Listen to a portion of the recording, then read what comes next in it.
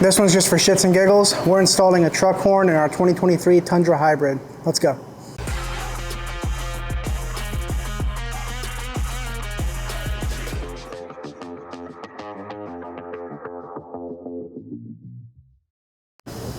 All right, so what came in the kit? I'm going to use my little telescoping magnet here to point things out. So you got the box, right? You have your trumpet horn. Some of them come with a dual trumpet. Those are obviously better, but then you have 2 compressors, so you need more space. A little center mount that can slide anywhere on this if you have a spot to mount that. Your air line, which is going to run air from the compressor over to the trumpet. Came with the relay and this wiring harness. We have a switch panel. It's a aux beam, so we're probably going to tap into that. And then all your hardware to drill or mount this thing on with bolts. But pretty much everything you need to pull this off on your own. All right, so I haven't really planned this out, but this is what I'm thinking. I am going to take, I believe, the stock horn here. Remove that. I'm going to move it to this bolt here. And then I'm going to feed this entire thing straight down and use the holes that are on this to use the current hole, and then maybe I'll do a self-tapping right into that spot there. And that'll be enough to hold this in place, and it keeps me close to where my switch panel, my aux beam switch panel is, and the fuse box. So we'll see if that works.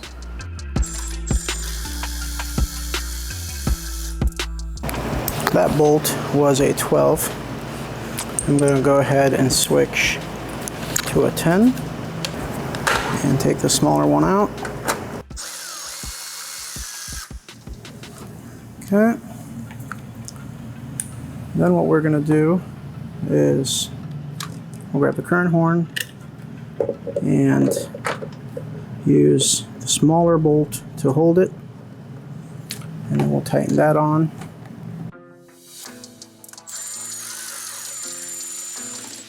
Done deal. And we'll see, this thing fits in there nicely. So sliding all the way down, and you can see the threaded holes are here, so we'll put one through there. I'll probably bore it out with a drill bit, and then I'll see if I can punch a self-tapping right into the sheet metal here, because there's nothing behind there, and we'll be in position.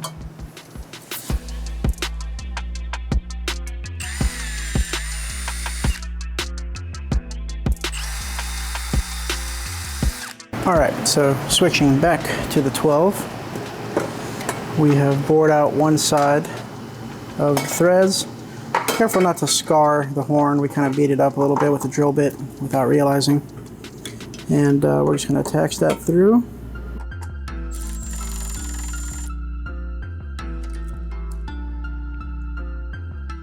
All right, that's on. I'm going to tighten it up.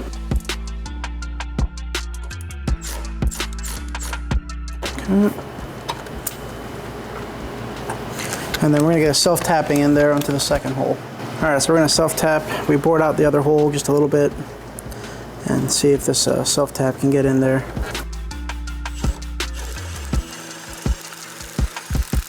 There it is. Alright, our kit didn't come with one of these, but basically you're going to want to get one of these hose clamps here. And when you put the hose through, you'll tighten this up, and it'll tighten around the actual nipple and make sure it never falls out. So we're going to do that now. All right. So coming up from the bottom here, I'm going to slide this over. Okay, that looks pretty solid. I'm going to slide the hose clamp all the way up the hose line until it covers that nipple area, and then we're going to try to drill it tight.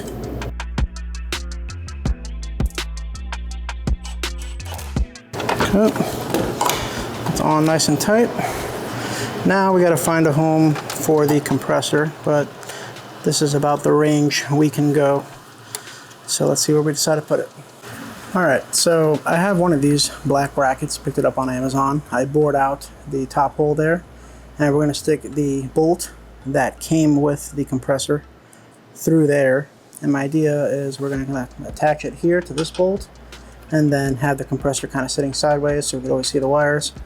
And it's black, looks nice. We'll see how that works out. Okay, this is a 10. Taking that out. Okay, there we go.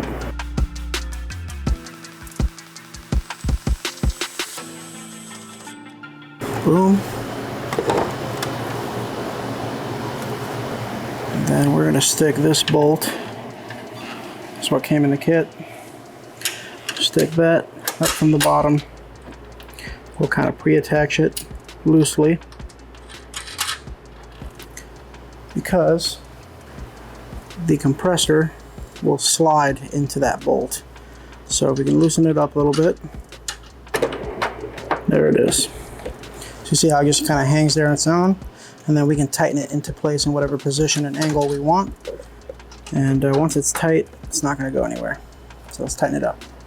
I think I'm going to swivel it over here as much as possible, kind of pivot it so that I can access the terminals over here, the plus and minus, and your compressor line will be there, easily viewable. Done deal. And if we don't want this to swivel anymore, we can do a self-tapping through that sheet metal as well. Alright, so we've got the line. We're going to slide that. First put your hose line clamp on. Then we're going to slide this as far as we can kind of get it. There it goes. And we're going to slide this over and aim it up so that we can tighten it all up. There it is. Now that's nice and tight, not going anywhere. Now we can get to the electrical. We're going to be wiring this a little bit differently because we have an aux beam switch panel, but I wanted to show you the relay and how everything goes. So essentially this yellow wire is going to go to the positive terminal on the compressor, and this blue wire here, you can tap to the original horn, and that way when you press your normal horn, this one turns on. So it's basically your signal wire, or you can send this to a switch. Self-explanatory here. Red cable is going to go towards your battery, so you want to put this right on the terminal, and that's because you don't want power coming from your signal cable. You want a stronger, thicker gauge cable sending power, so that's what this one's for. And then your white is going to be your ground, so you can tap that to like a bolt anywhere, you know, any one of these spots here would do. And you want to just put the ground close as possible to the horn usually, instead of running a cable all the way somewhere else. So if you're going to do the relay, that's how it's done. Because we are going to hardwire it ourselves, I'm going to use 10 gauge cable, and I'll do the same thing with ground. If it was 2 compressors, maybe an even thicker cable would be necessary, but this is thicker than what it came with, so it'll give, you know, more consistent, you know, more power, and be under less stress when it's used. And so yeah, so we're going to go with 10 gauge. So in this configuration, the negative terminal is up here, so we've got that on, and then we are going to go over here to this bolt. Okay, so my plan is I've loosened this bolt here. We're going to stick kind of a fork terminal behind this and attach that to the cable, and this will be our ground source. It's directly connected to the frame of the vehicle, so it should work fine. So we've attached the fork terminal onto this. We're going to be able to go right behind that and tighten it up. Before I do that, I'm going to go ahead and widen this up a little bit here. And this will just help us get it kind of around that screw way nicer. And then we'll tighten that on. Boom. Alright, so the way the aux beam panel works is there's a switchboard. You press the buttons. It's on the inside of the vehicle. Here you have a module, and you can basically, it's basically a massive relay block, and it has a whole bunch of built-in fuses. So depending on what you're powering, you switch the fuse to something stronger. But what we're going to do is we're going to take this 5 out, we're going to toss a 30 into it, because that's what they recommend. We're going to slide the power cable underneath here, bring it up, tap it into that terminal, run the rest of the cable down, and then plug it into the actual compressor. And then when we hit the button inside, it'll send power through that channel down to the compressor and turn on the horn. So I'm going to go ahead and bring this cable up. And then we use a tweezer here. Grab the cable, kind of pull it up here, boom. And then I'm going to figure out kind of where I want to route it maybe, and get it to its final location. Now what I decided to do, now that I explained it all kind of conceptually, is put this braided wire on it. Kind of hides the red, makes things look a little bit less messy. It's also breathable, so it dries out if it ever gets wet. Protects the cable a little bit more. It just looks really clean. So I ran that all down. You can pick this up on Amazon as well.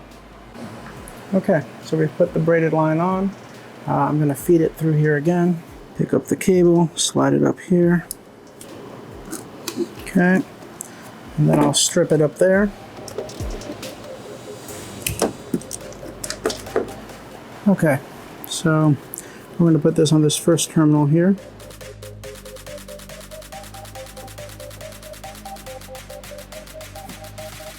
Alright, and now I'm going to go ahead and tighten that back up. Nice and tight. And then we're going to swap this 5 to a 30.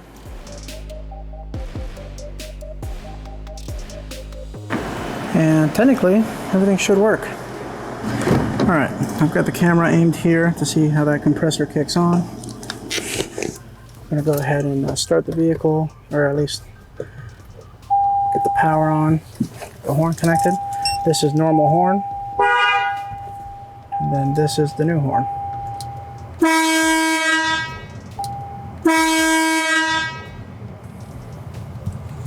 Very different. But that'll wake people up. Alright, so that wraps this video up. Sometimes you do mods for shits and giggles, whether it's to annoy a buddy or, you know, warn somebody on a trail in this case, or like prevent an accident. Who knows? It's just a fun mod to do, pretty easy to do. And so hopefully, you know, you can find a kit that works for you on Amazon. Do your measurements, kind of strategize a little bit ahead of time. If you're going to use an aux beam, know that when you press the button, it'll keep running until you press it again. So if you tap into the current horn, then it's going to be pressure sensitive, which might be better for some people. Besides that, that's it. Thanks for watching.